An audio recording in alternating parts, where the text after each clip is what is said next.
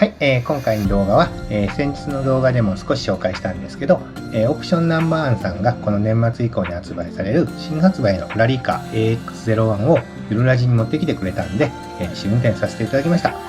その際、ゆるラジのノブさんの LC レーシング PTG2 も走行させていただいたんで、AX01 と比較した動画にしています。ちなみに私はラリカ初乗船なので、よく使っているハイエンドバギーの挙動や構造などもラリカに当てはめて話をしてみようと思います。なんで私自身の感覚や経験も多分に含まれる内容ですので、違う部分もあると思いますが、その点も含めてコメントなどいただけると嬉しいです。それではまずこの2台の走行の違いは、自分なりにこの辺りのスペックかなというのを比較できるように表にしたんで、そちらからご覧ください。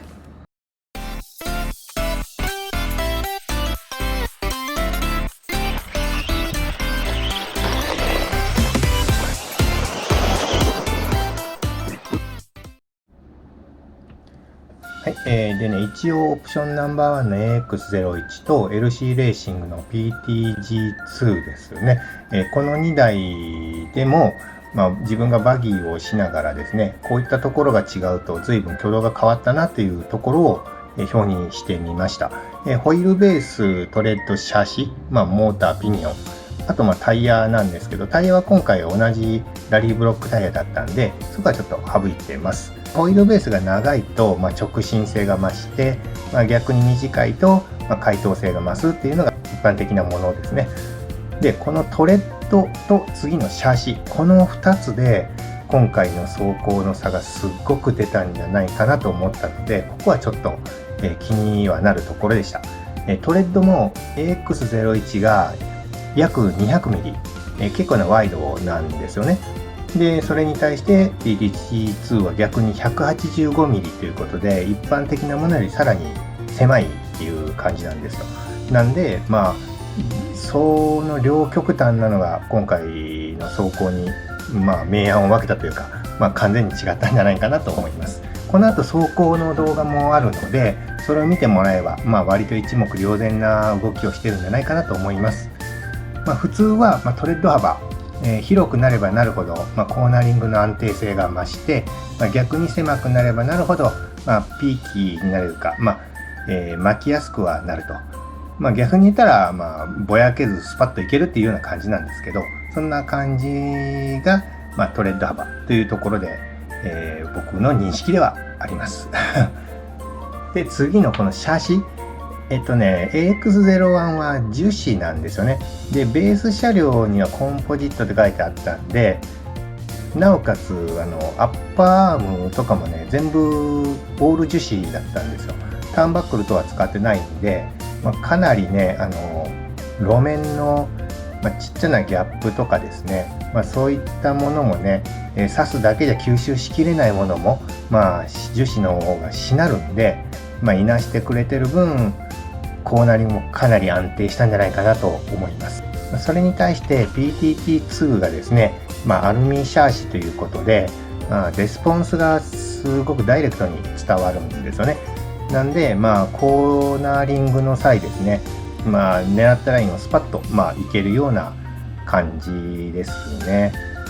その差がやっぱり先ほどのトレッド幅プラスしてシャーシ合成で、より一層はっきりと分かれたんじゃないかなと思います。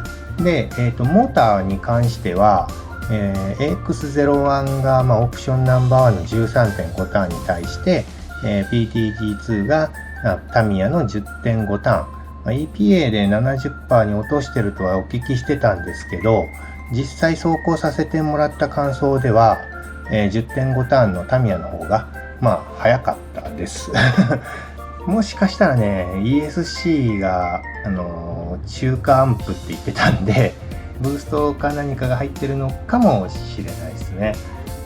一応ピニオンギアもちょっと表には出したんですけど、スパーギアがね何枚かちょっと PTG2 の方はちょっとよくわかんないんで、48ピッチの24枚と48ピッチの54枚のスパーだったかなに25枚のピニオンとっていうことで、両方の数値の違い等がですね、こんな感じになってますという表でした。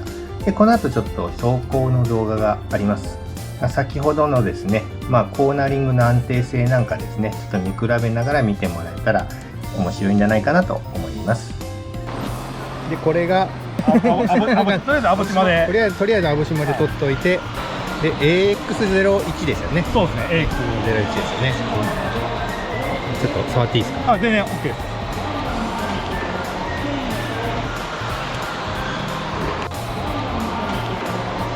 これ樹脂なんですか？樹脂です。オール樹脂で。でダンパーがアルミダンパー。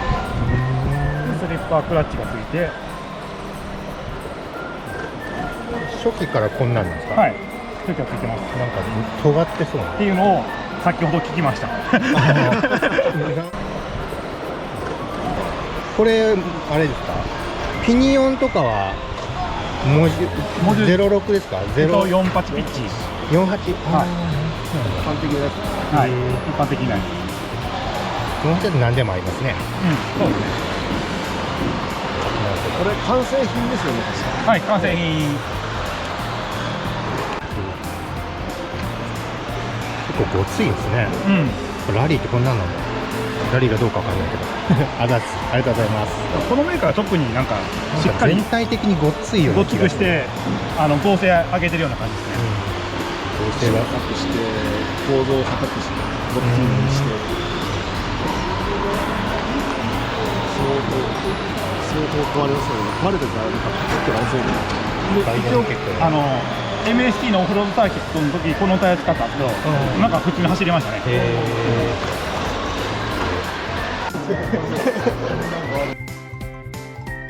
ラリーの走り方を嫌いなんですけど。いや、そうなん。ラリーもしないですか。そうやったね。いや、4区のバリーですよ。4区のバリーもなんか。もう。ツーリングかままして。ジャンプしてるんですよ。日頃やらない人でもこれやるが、その後僕のやつやると違いが分かる。いいか悪いか好みだけど、これものすごい走りやすい。安定しとる。ラリーってもうちょっと暴れるんだけどね。でもこれの後にPT02 のノーマルのラリーなんか走らせられるもん。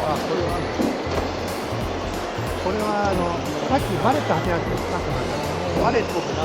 肉のはいこの間でやつね。さっきバレット走らせたから、このさっきのコーナーがね、だいぶアンダーがきつかったけど、これぐらいが僕いい。なるほど。肉はアンダーというか、4分のボギーがめっちゃ良さそう。あれ今度で買いますよ。これはいいぞ。だいぶ慣れたんじゃない？めっちゃうまいぞ。さっきの1周目同時ぐらいじゃん。もうつかんだね。買いだね。これは買いだ。うちのコースでジャンプさせてもよければね。ジャンプできるよこれ。これ焦がれますよ。いやこれスピードがあるもん。これね、何がいいってラリーガーに一番スピード感があるの。うちのジャンプ台見たら大丈夫。買います。6メーターぐらい飛ばれる。いやいいよ。きれいに着地すればいいんだけど。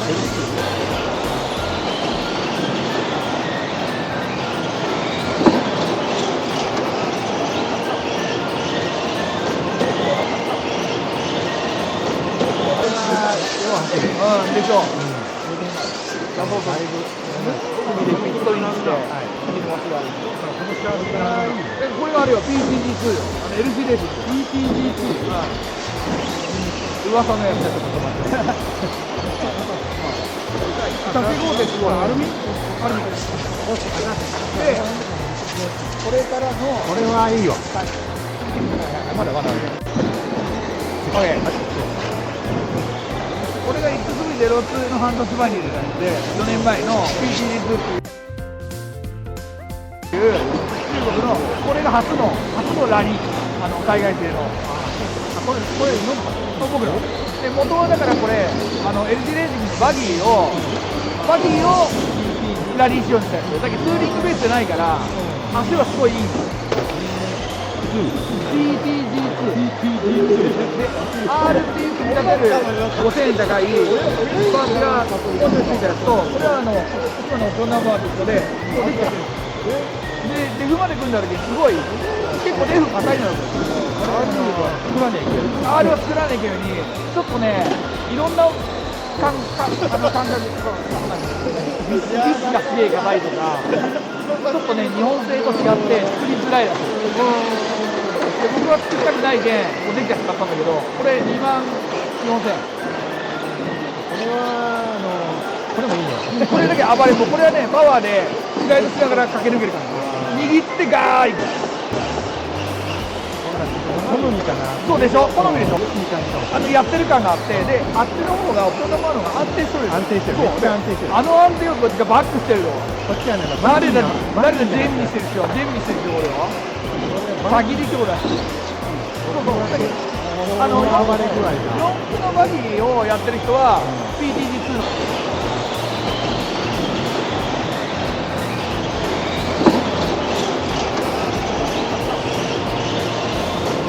方が近い。で、あとこっちの方が走らせてる感がある。やってるぜっていう感じがあるから。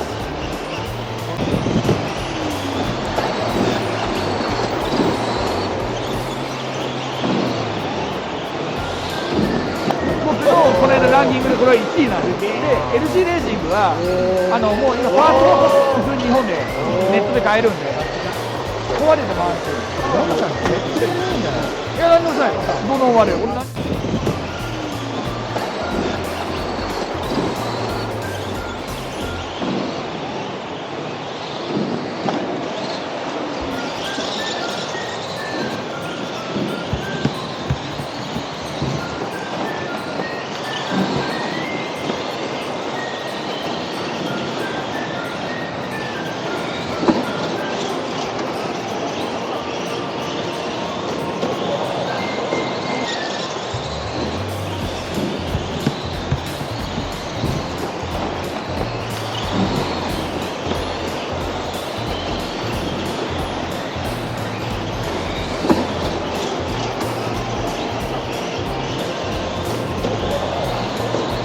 はい、それでは今回はオプションナンバーワンさんの AX01 と LC レーシングさんの PTG2、この2台を比較した動画にしてみました。実際にですね、この2台ものすごく両極端な車だったなというのが、最終的な印象です。まずAX01 はものすごい安定感で、少々ラフにステアリング切っても、変に挙動を乱すことなくギャップがある路面でもしっかりスロットルを握れるって感じで、とにかく楽に操作ができる車でした。で、逆に PTG2 の方はものすごいクイックで、自分の操作にダイレクトに反応してる感じで、操作してる感がかなり強い車だったと思います。両方試してみて、やっぱりそれぞれ得意なところ、苦手なところっていうのがあったんで、最終的には好みかなという感じだと思います。